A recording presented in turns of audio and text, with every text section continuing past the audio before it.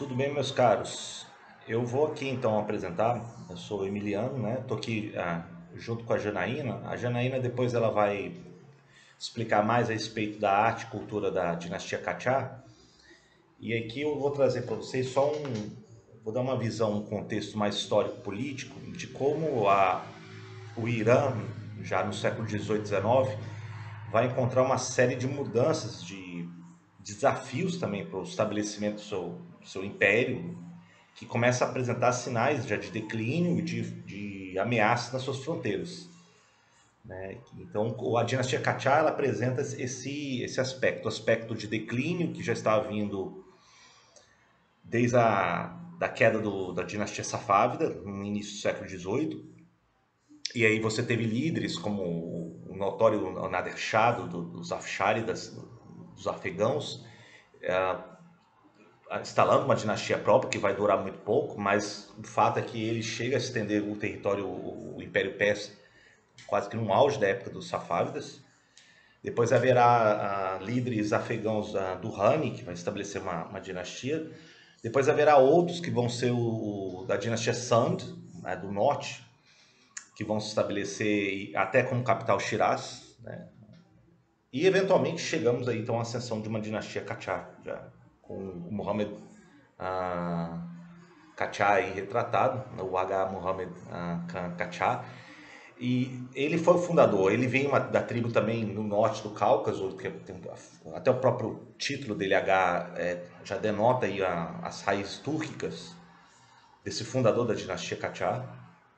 Ele consegue impor uma ordem sobre os Qajars e também vence os Suzanes e estabelece uma nova dinastia. Então, você tem praticamente o século XVIII, um período de desordem, de guerras civis no Irã, que vai haver muitas mudanças. E uma delas vai ser primeiro com o estabelecimento de uma nova dinastia, e aí Teherã vira a capital, aí promove-se uma série de mudanças. A Janaína depois vai falar sobre arte e cultura Qajar.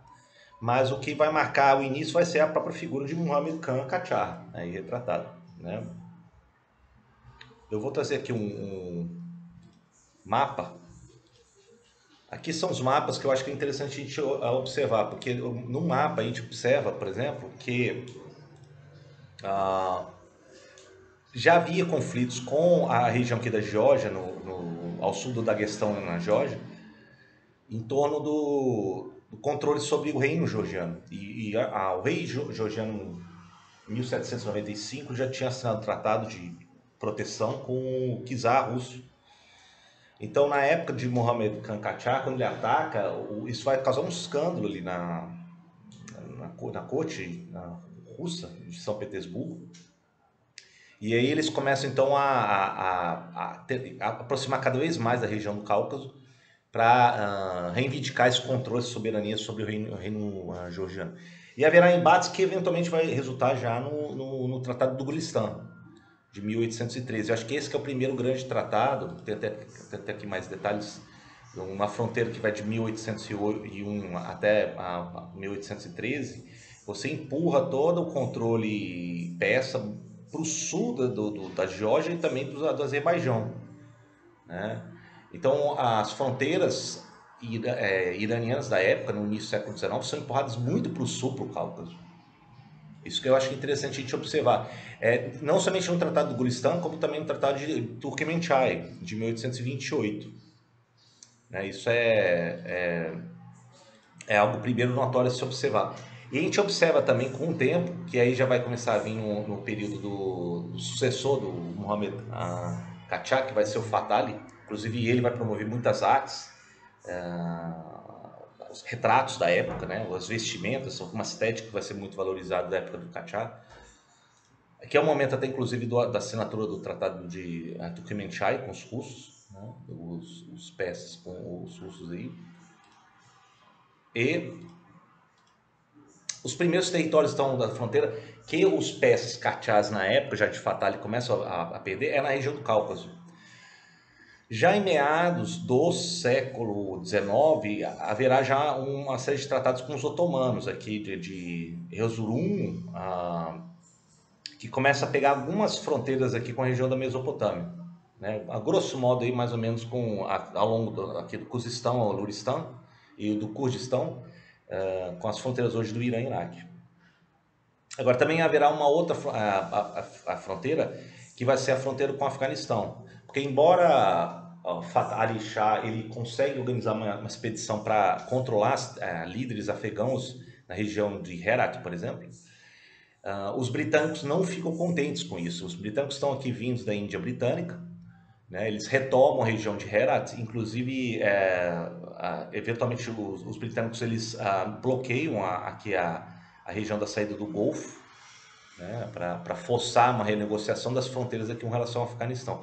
O que estava em jogo, na verdade? Na verdade, o que estava em jogo era... deixa eu botar aqui o mapa. Era, na verdade, um jogo duplo entre os russos, né, da época do Império Czar, vindos aqui do norte, primeiro via o Cáucaso, depois ocupando Khiva, Samarcanda, Búkhara, na Ásia Central. Né? Tanto é que se observa aqui que a região aqui mais ao norte também vemos aí já tratados sendo assinados para a Rússia já no final do século XVIII, né, na região dos turcomenos. Né? E os britânicos, temendo que os russos já estavam avançando demais a controlar a corte persa, eles estavam mandando vários emissários, inclusive de cunho militar, né? Depois eles supervisionam a criação de uma brigada de cosacos persas russos, que vai ser uma espécie de guarda de elite no século XIX. Os britânicos temem essa aliança, aproximação dos russos para chegarem na fronteira noroeste da Índia. Então, isso vai permear quase que todo o século XIX, essas disputas estratégicas entre os russos e os britânicos pela Ásia Central. E no meio disso vai se encontrar a Pérsia. Ela se encontra nas fronteiras, nas esferas que estão crescendo de duas influências que vêm da Rússia e vêm dos domínios britânicos. Então é isso que marca, eu acho que metade do século XIX com relação à dinastia Qajar, como ela vai gradativamente perdendo o controle de suas fronteiras, via os russos ou britânicos, né? E depois há outras mudanças que vão vir decorrentes disso. Então a gente viu, por exemplo, eu vou botar aqui a imagem do Fatali. A gente viu, por exemplo, como é que primeiro houve essa série de mudanças das fronteiras, mas também veremos depois no final do século XIX, que haverá uma série de concessões que eles falam. A primeira vai ser na década de 1870, que vai ser chamada Concessão Reuter.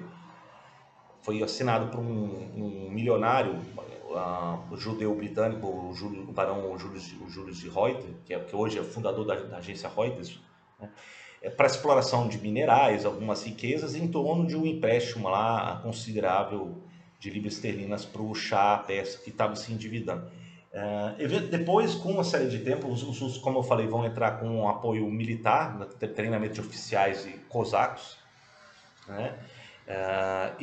Lá já no início do século XX haverá novos empréstimos, novas negociações, principalmente uma coisa que vai acontecer, vai ser a descoberta de reservas de petróleo ali na região sul da Pérsia, e na região de Khuzistão, na fronteira ali já com o Iraque, que vai ser de reservas de petróleo, que vai ser assinado com um britânico chamado Knox Darcy.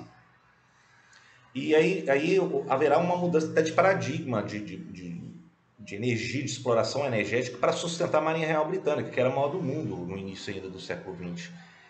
A gente tem que lembrar que já na primeira década do século XX, os britânicos estavam aumentando a corrida naval contra os alemães, e eles estavam construindo uma nova classe de navios, né, que já não eram mais movidos ao carvão, que tinha bastante nas Ilhas Britânicas, mas a petróleo, né? E o petróleo muito mais eficiente, tem muito mais potência. Então, o significado estratégico para a marinha que sustentava o Império Britânico era crucial. Então, a Pérsia já no início do século XX, para os britânicos, vira uma peça quase que central do seu império, a sustentar a marinha e assegurar a região noroeste da Índia Britânica, que era a sua colônia mais rica, né? E aí já um período, já na primeira década do século XX, já vimos quase que já os anos finais da dinastia Qajar. Você tem uma série de protestos na sociedade iraniana. Primeiro, com uma série de acordos com a entrada de estrangeiros, de empresas, de russos ou britânicos, a entrada de produtos estrangeiros com uma tarifação muito baixa. Isso provoca a revolta dos comerciantes, que não têm uma concorrência igual, né, com os produtos estrangeiros. Segundo, com nacionalistas que começam a surgir na classe média, que leem livros que são até editados no exterior, em Londres, Istambul, a respeito do que o Shah estava assinando com potências estrangeiras e perda de fronteiras, né? E intromissão também, até gerência das finanças, com o Monsieur Joseph Naus, um belga que controlou as finanças, o controle alfandegário. Depois teve uma assinatura de emissão controlada do Banco Imperial Persa, né, para um americano. Isso tudo vai gerar um desgaste na opinião pública de nacionalistas, e também outro setor vai ser os ulemás, a classe clerical, que começa a perceber que tem uma perda de controle da sua influência na sociedade, a entrada de estrangeiros, ou seja, de novas ideias, e também a série de reformas que estava vindo na dinastia Qajar de tentar modernizar e ocidentalizar o sistema educacional persa, que era muito controlado pela classe dos ulemás tradicionalmente, desde a época dos safávidas, né? Então isso tudo já foi um caldeirão que vai depois setores combinados vão começar a pedir reformas. Uma delas vai ser um parlamento, que vai ser o Majlis. O primeiro encontro do Majlis vai estar em 1906, embora isso pouco depois, antes da morte um dos últimos chás, que vai ser o Mostafá. Mas também haverá também pressões e tentativas de reforma, né? Até anteriores. Uma delas mais notória vai se dar com um dos ministros depois do sucessor do Fatali, o Nasser ad-Din, e que vai ser o Kabir, o Amir Kabir. Ele que começa a instituir a primeira politécnica em Teherã, né, de ensino, portanto, de matérias ocidentais, a engenharia, por exemplo. E isso vai causar novamente a revolta, né, a rejeição dos ulemás. Então, a Pérsia na dinastia Qajar, ela começa a atravessar uma série de contradições, de conflitos, e isso vai gerar desgaste com aqueles setores descontentes que são prejudicados com essas mudanças, né? Então, eu acredito que depois, com a primeira reunião do parlamento, Majlis, eles pedem uma constituição, ela vai ser revogada em 1908, haverá uma série de repressões em 1911. Com a Primeira Guerra Mundial, você tem a assinatura de novos acordos com os britânicos. Depois, em 1917, sabemos que o regime czarista cai pela Revolução Bolchevista. Isso vai provocar uma crise maior ainda, porque boa parte da economia persa dependia também da venda de produtos com a economia russa, né? E, eventualmente, já em 1921, os britânicos já na retirada, percebendo que já não tem como ter uma influência na região, e muito menos os russos, que já tinham atravessado um período revolucionário, os britânicos então identificam um jovem militar, dos cosacos, que vai ser o Reza Khan. E o Reza Khan, ele tinha, assim, um talento militar, ele conseguia impor sua autoridade sobre os militares, só que, eventualmente, depois, em 25, ele mesmo, o parlamento destitui o último Shah dos Qajars e ele é coroado como um novo Shah de uma nova dinastia, que vai ser a dinastia dos Pahlavis, a última dinastia, portanto, imperial da história do Irã. Eu acho que é necessário a gente observar isso, esse contexto, para observarmos também como é que esse período de conflitos, de contradições, né, na Pérsia, do período Qajar, ela também vai trazer uma série de influências ocidentalizantes. A Janaína vai explicar melhor isso, mas você vê o uso da pintura a óleo, novas técnicas, a arquitetura, por exemplo, você observa no Salão dos Espelhos, no Palácio do Gulistan, em Teherã, ela já tem um forte teor ocidental, né, novos materiais. Então, tudo isso já é um símbolo, é um retrato de como que o Irã estava se transformando ao longo do século XVIII, século XIX principalmente, né, que a gente está tratando aqui, e como é que depois ela vai gradativamente adotar uma constituição, um parlamento, mas mesmo assim vai ter depois um período já ainda de certa resistência democrática, limitação democrática, melhor dizendo, no projeto modernizador do Reza Khan, o primeiro Shah Pahlavi, e depois como ele vai gradativamente se questionando as alianças com os britânicos, e já na Segunda Guerra, com a deposição do Reza, vai ter ascensão do seu filho Mohammed Reza com uma aliança já mais forte com os americanos. Mas isso aí já estou falando já da dinastia Pahlavi em diante. E eu vou terminar aqui as palavras mais áridas, duras da política e da guerra e vou passar agora a palavra agora para a Janine, que vai falar sobre arte e cultura, tá bom? Então, depois dessa exposição excelente, o professor Emiliano, a gente pôde entender todo esse contexto, né, no qual essa arte que eu vou apresentar agora se insere. Primeiro, é muito interessante, né, que a arte desse período, nós conhecemos como Qajar, né, aqui no Ocidente, em persa, Qajar, ela é rejeitada, né, pelos muitos historiadores da arte, né, como uma época de crise e decadência das artes.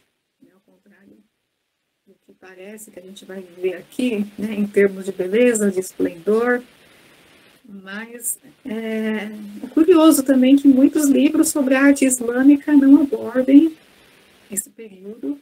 Eles param, né, no período safávida. A maioria dos livros, inclusive no próprio Irã, né? E esse interesse pela arte Qajar, ele voltou a aparecer muito recentemente, né, nos anos 90, quando muitos museus da Europa fizeram exposições, né, e passaram a promover essa arte. Mas também, curiosamente, né,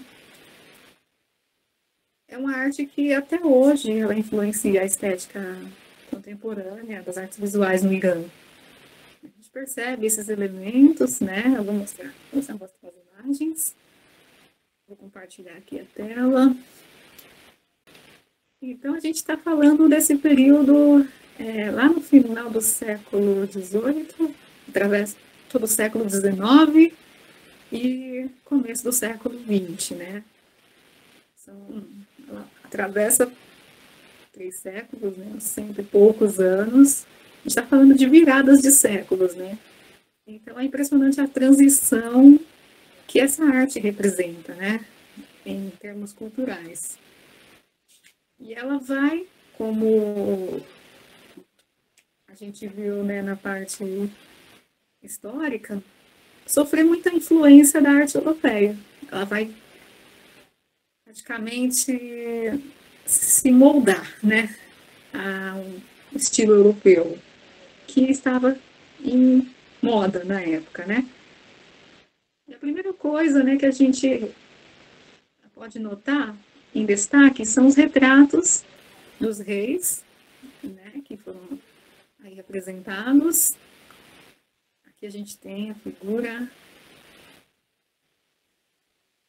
Lá no começo, esses retratos ainda seguiam, a gente pode dizer, a estética safávida, né, que a gente viu, né, na live anterior.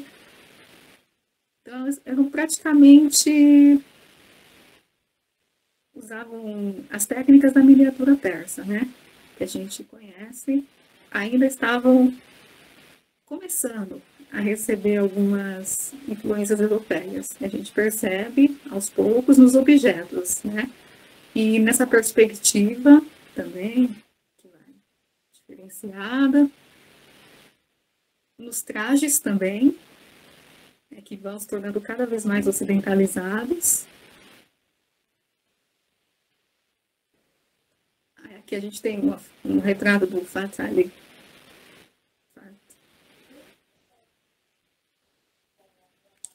Ali Shah, né? E o seu filho, o sucessor, né? Aqui, o primeiro. Aqui a gente já está entrando num novo período, né? Que é quando os artistas patrocinados pela corte, eles vão estudar na Europa, vão estudar as técnicas da pintura europeia. Então, a pintura a óleo, né, as técnicas europeias da pintura a óleo sobre tela passam a fazer parte da arte persa, né? Então, pela primeira vez, você tem retratos que são em escala humana, né? Esses retratos que a gente está vendo aí na tela, eles têm escala de uma figura humana. Então, aqui a gente tem o Muhammad, que é o primeiro rei, né, da dinastia, o Aga Khan, Muhammad Aga Khan, e o seu filho, sucessor, que é o Fatih Ali Shah.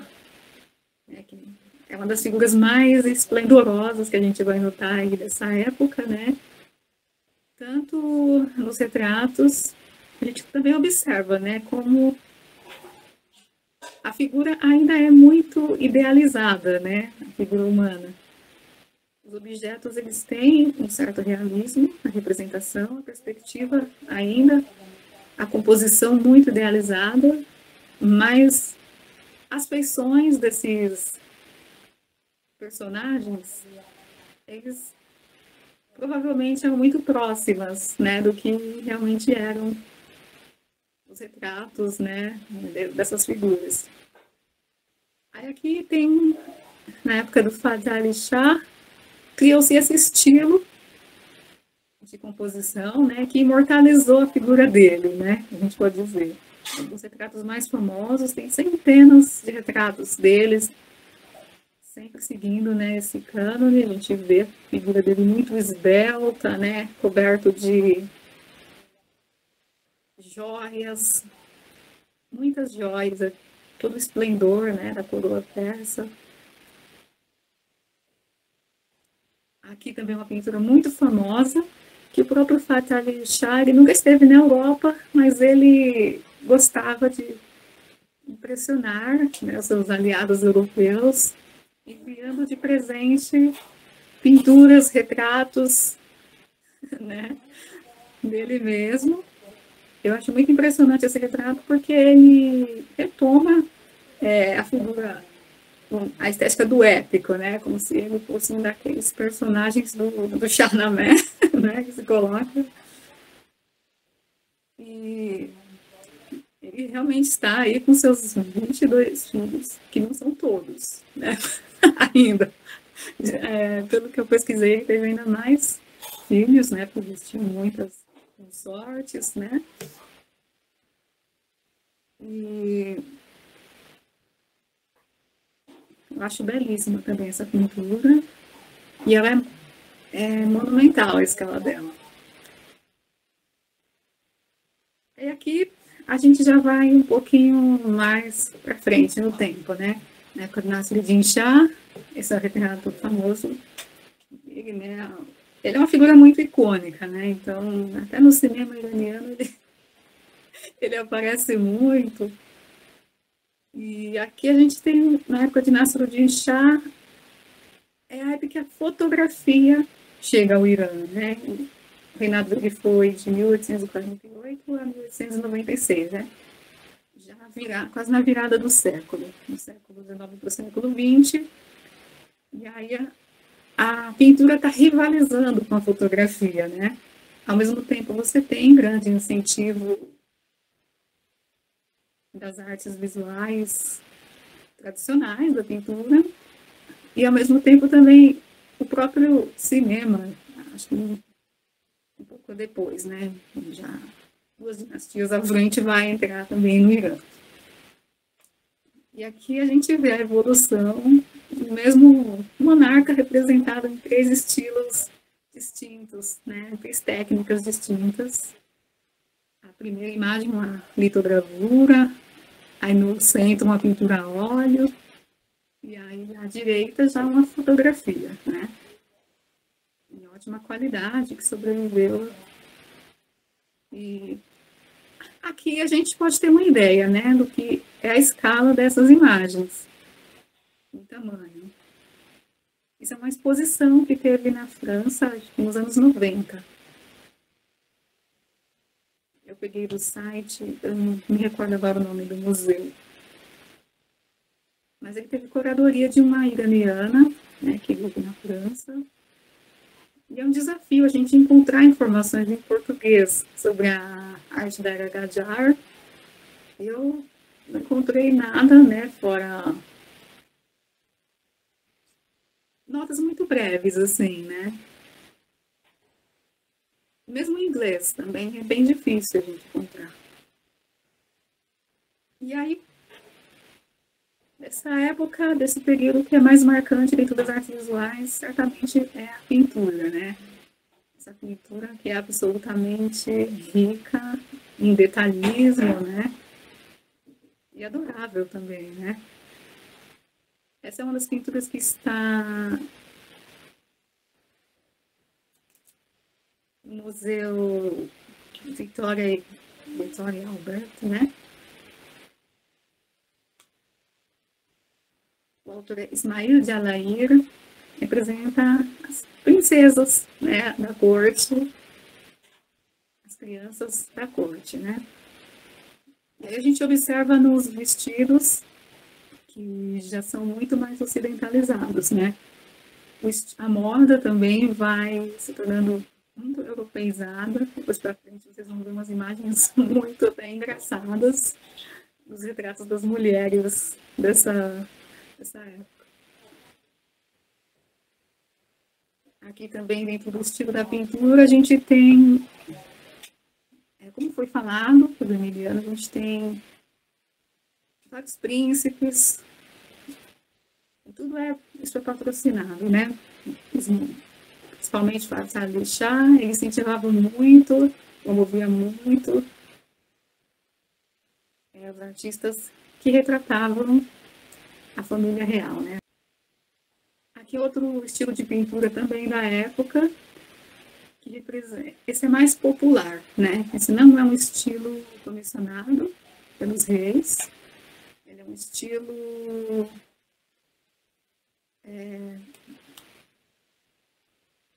a gente pode dizer assim, um estilo feito pela burguesia da época, né? Mas ele representava as histórias, né? As histórias populares.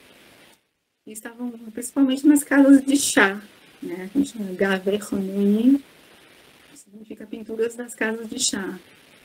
E os contadores de história da época, né? Os Natals, que chamavam. Até hoje existe essa tradição, né? Embora muito menos do que na época. Ainda é uma tradição. Essas casas de chá também tem ainda tem essas pinturas, né? E aqui a gente tem cenas do Shahnameh. Aqui à direita a gente tem Khosrow Shirin, né? Já uma representação bem influenciada pela arte europeia. Isso é uma pintura mural, é uma pintura de parede, né? E aí a gente vê, por exemplo, aqui a figura de Shirin, né? À direita, aí, sentada, tomando banho no rio, enquanto o rei Khosrow buscava por ela. E aí ele não a reconhece, né? Tem toda uma história que vai se desenvolver. E aqui é interessante que, pela primeira vez também, a figura feminina ela ganha muito mais protagonismo, né? A gente vê a figura feminina encarando diretamente, né? Os homens. Isso a gente vai ver em outras pinturas também, bem mais evidente. Essa é uma pintura muito importante também, desse estilo, né, das pinturas das casas de chá, da Vermeer, que representa, são dramatizações, né, da morte de Hussein, martírio de Hussein, né, Tazia. Então, você tem toda a história contada num único painel aqui, né. E isso era esses painéis eram utilizados pelos contadores de história para ilustrar toda a narrativa, né? E aí, como destaque, a gente tem a figura do Imam Hussein, do mártir, né? O grande herói da fé islâmica xiita. E a gente não pode deixar de falar também, né, desse grande artista que foi Muhammad Ghaffar Kamalulmolk, né? Esse não um dos maiores pintores da história do Irã, né? Ele já vinha de uma família de artistas. O tio dele, Sani Olmolk, ele nasceu em Kashan, né? E aí, muito jovem, ele foi para Teherã e estudar na Darul-Funun, né? Nessa escola técnica. E o talento dele, né? Toda essa técnica, toda essa habilidade dele chamaram a atenção do rei, que na época, Nasruddin Shah. A gente vê nessa pintura, essa considerada a grande obra-prima dele, né? Eu acredito que tem outras pinturas dele que eu gosto muito mais, mas essa pintura ele levou pelo menos 4 anos pintando no Palácio de Golestan, no grande Salão dos Espelhos, que até hoje esse salão ainda existe, né? Nesse Palácio de Golestan em Teherã, como museu, né?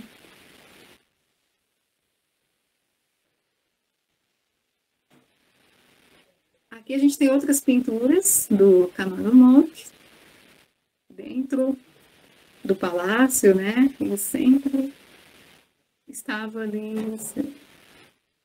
fazendo seus exercícios de observação, né?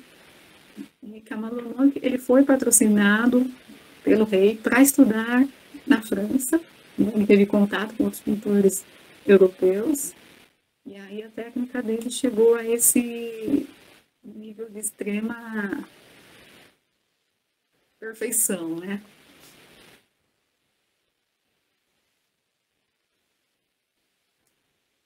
Isso já posteriormente, quando já no período do Muzaffar ad-Din, né, que Kamalulmolk ele teve desentendimentos, né, com o rei, com a corte, por esses motivos políticos que foram abordados, né, e aí ele vai passar um tempo no Iraque,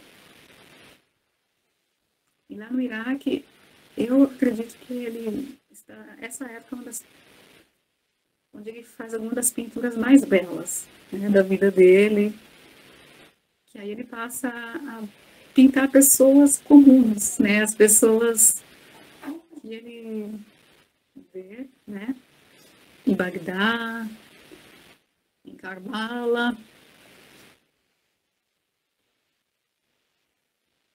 E aqui uma pintura já no final da vida dele, perdeu todo o patrocínio que ele tinha, então ele que foi um grande pintor, né, da corte Qajar, durante muitos anos, a vida toda dele. Ele praticamente morreu na pobreza, né? E aí ele foi exilado, né, lá no Khorasan, né? Um vilarejo em Khorasan, lá no nordeste do Irã. E o túmulo dele hoje está lá em Nishapur, né? Do lado do poeta Attar. E hoje ele é muito respeitado, né? Tem uma escola de artes com o nome dele. Ele é um grande herói, né? Eu me emociono quando eu vejo as pinturas dele. Tem um filme também muito famoso que foi feito com a história dele, que infelizmente é difícil a gente achar legendas, né? E aqui uma parte muito importante também, né, da estética da pintura Qajar, que são as figuras femininas. Nesse período a gente vai notar muitas características da beleza feminina ainda idealizada no cânone da época safávida, mas já transitando para o modelo europeu, né? Por exemplo, a gente vê nas roupas, né, nesses trajes que não existiam no Irã, mas quando os monarcas exemplo, Nasruddin Shah foi o primeiro monarca que viajou para a Europa, né? O primeiro monarca persa que viajou para a França. Então, ele... Depois, mais para frente, vocês vão ver que ele quis que as mulheres da corte adotassem a forma de casar, inspirada até de forma muito burlesca, né, nos trajes europeus. Mas é interessante a gente notar nessa época que a partir daí que a figura masculina e feminina vai ganhar mais diferenciação, né, mais distinção. E na Era Safávida você via, por exemplo, um retrato de um rapaz e de uma moça, as feições eram idênticas, né? Você só notava, você conhece, né, pela estética das roupas. Aqui a gente já nota a distinção, né, entre o casal, esse tipo de jovem, né, cavalheiro, galante, ele chama de Muhanas, né, que seria uma espécie de galã da época, né.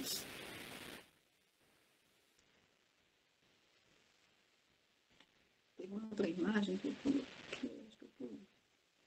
Tá mais pra frente.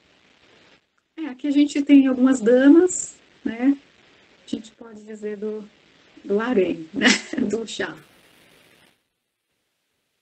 E a gente nota que elas sempre estão segurando objetos que representam símbolos, né, do prazer, da beleza, instrumentos, flores, frutas, pássaros, né. Mas esse estilo de vestimenta é muito mais europeizado, né. É uma fusão entre o estilo persa e o estilo europeu, da Rússia, da França. É uma confluência de estilos. Essa figura aqui, né, acho muito bela. Hoje em dia você encontra muitas pinturas com esse estilo, né, nos bazares do Irã, até hoje na pintura, no artesanato tradicional do Irã você encontra. Aqui a gente tem as damas acrobatas, artistas, né?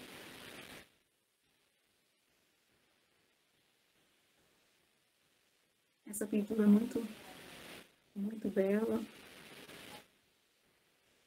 A gente nota também a maquiagem que era utilizada na época, essa estética das sobrancelhas, a monocelha, né, que fala. Isso já vem de períodos anteriores, né, na arte do Irã. Então, elas usavam maquiagem para reforçar esse traço. Esse era o padrão de beleza, né, idealizado, que obviamente, né, não correspondia à realidade, né. E aqui na pintura a gente pode notar, né, muitos elementos, até um gato persa ali, né. Aqui é muito interessante, né, essa imagem é a esposa de Nasruddin Shah, a esposa favorita dele, que é considerada a Cinderela iraniana, né, que conta essa história que ela era filha de um camponês e ela se tornou a esposa favorita de Nasruddin Shah. E é muito interessante a gente notar, né, que o padrão de beleza é até inacreditável, né, pra gente que isso fosse considerado um padrão de beleza na época, né. A mulher mais rechonchuda. E aí tem uma história muito engraçada que fala, né, das damas de bigode. Né, tem várias histórias especulando, né, por que essas moças... Essa é a filha, né, de Nasruddin Shah, que é a Sultan, a Zohra Hanum Taj Sultan, né, conhecida como Taja Sultani. A gente vê muitas histórias sobre ela na internet, falando que vários homens se mataram por causa dela, que ela era um modelo de beleza. Mas a gente não sabe até onde essas histórias são especulações, né? Mas, de fato, ela era uma figura muito ousada para a época, né? A gente vê isso, a fotografia já estava bem disseminada, né, na corte. Então a gente vê cenas muito, eu acredito, muito burlescas, né? As damas da corte com esses vestidinhos, com as pernas de fora, né? Como uma forma de imitar as dançarinas europeias e manter um certo fetiche, né? Dos nobres. Mas essa princesa, né, Taja Sultana, é considerada uma mulher muito à frente do seu tempo, né? É muito interessante vocês pesquisarem sobre ela também. Foi considerada uma feminista da época. E aqui a gente tem um exemplo de alguns artistas contemporâneos, né, que vão buscar referência nesse período. Recentemente, faz alguns anos, em São Paulo, eu vi uma exposição, né, que mostrava vários artistas do mundo islâmico, né, e aí tinha essa série, isso foi lá no Instituto Tomi Otaki, né, na época que aquela grande exposição Islã, a civilização veio também. A Shadi Gadirian, ela é atualmente uma das fotógrafas mais importantes do Irã, né? Uma das artistas mais importantes do Irã atual. E ela faz essa série como uma sátira, né? Essa estética das mulheres da época Qajar. E aqui ela sobrepõe, né, objetos modernos com o estilo de vestimenta, de cenário da época, né? Eu acho muito bonito esse trabalho. Vale a pena conhecer o trabalho da Shadi Gadirian, ela é fantástica. E aqui a gente também tem um pintor contemporâneo, que é o Rojatollah Shakiba. Vocês vão encontrar muitas imagens dele na internet, representando vários temas da arte persa, né? Ele é muito famoso. Os pintores mais famosos do Irã também. E aqui a gente vê, ele sempre representa as damas Qajar, muito belas, né?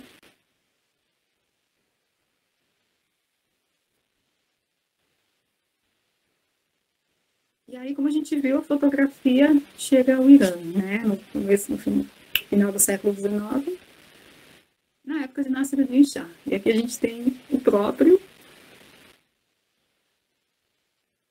né, sendo produzido, né, pelos seus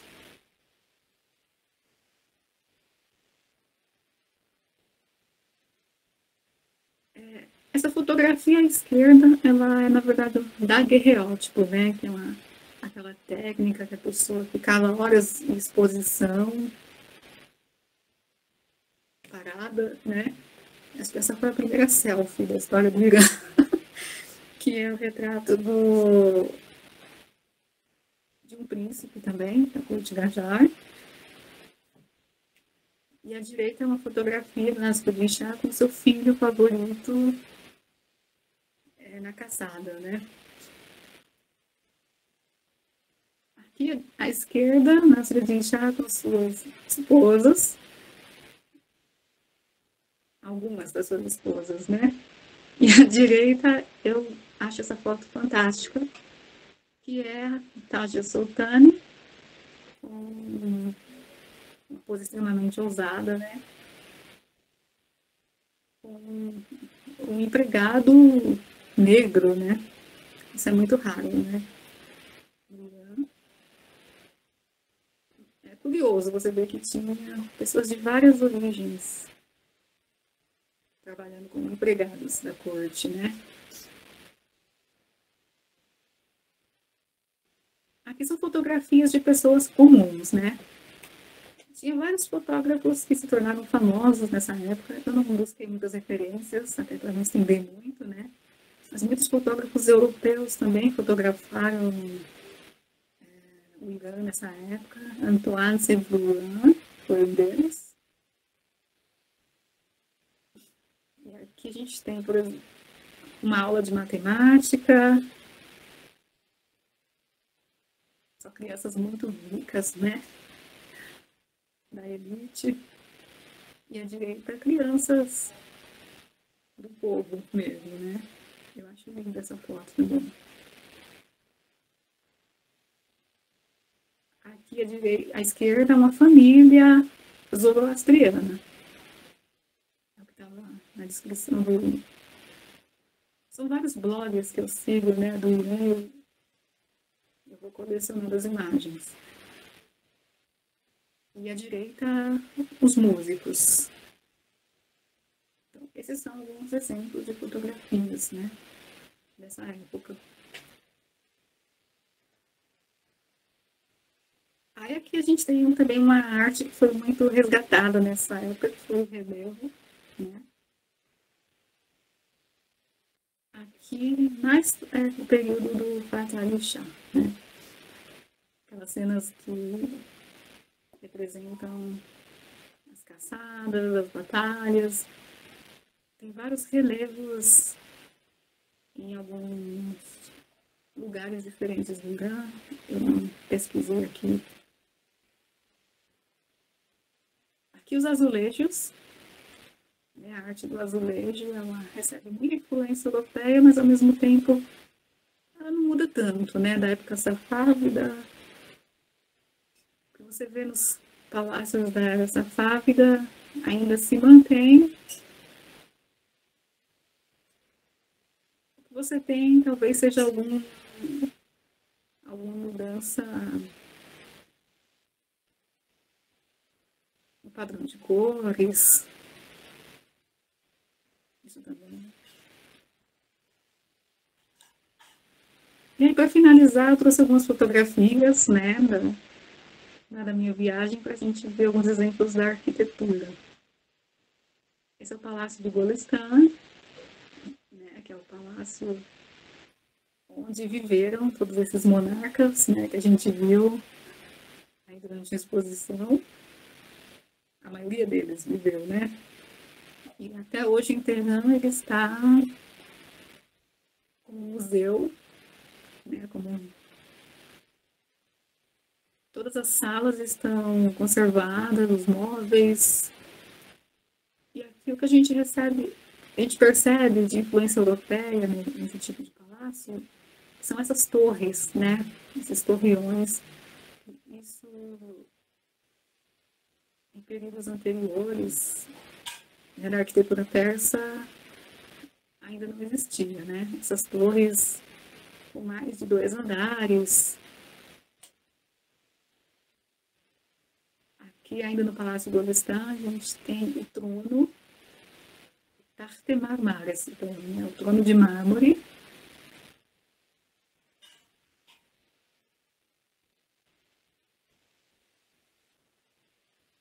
Aqui ainda dentro do palácio.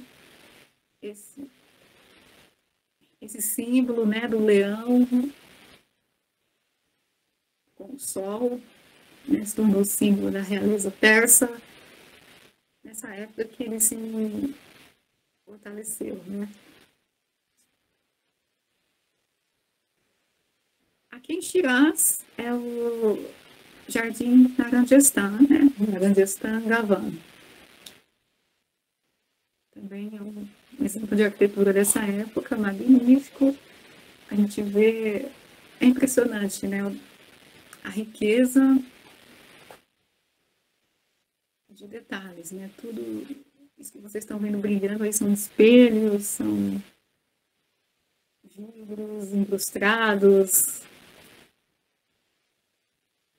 É uma maravilha, gente. Aqui ainda na Rajasthan Gavan, os azulejos, né? Com retratos de príncipes. E aqui uma das mesquitas mais famosas do Irã, em Shiraz também, que é a Nasir al-Noor, que é a famosa mesquita rosa, ou a mesquita colorida. Aqui também uma foto minha. E aqui eu finalizo, né, com esse salão que é indescritível, né, a beleza desses vitrais que refletem as cores. A arte persa sempre perseguiu muito, né, a cor e a luz. Tanto que você vê os espelhos também, um elemento muito importante, os vitrais. Então, isso é muito magnífico, né? Só vendo mesmo. As fotos não dão conta de mostrar o real esplendor. O que é isso, né? O Emiliano sabe bem também, né? Ele esteve no Irã e as pessoas que estiveram. Bom, então é isso, né? Da minha parte, que eu queria apresentar um recorte muito singelo, né? Porque acredito que teria muita coisa para falar, né? Eu fico muito honrada, né, que a gente esteja fazendo parte dessa história, né, como brasileiros, né, resgatando essa arte é tão pouco estudada, né. É isso, agradeço e espero que a gente continue fazendo mais parcerias em breve.